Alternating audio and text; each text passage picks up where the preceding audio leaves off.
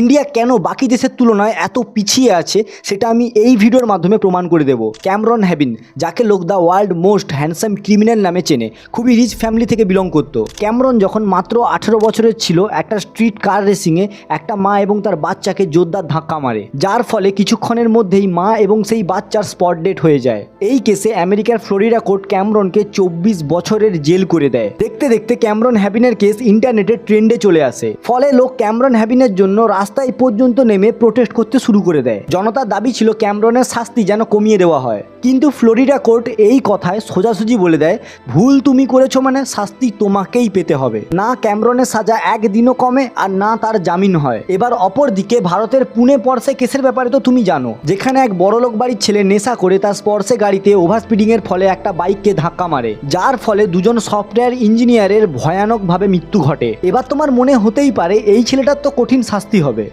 কিন্তু না, Indian court এই ছেলেটাকে মাত্র 300টা শব্দের একটা নোট লিখিয়ে ছেড়ে দেয়।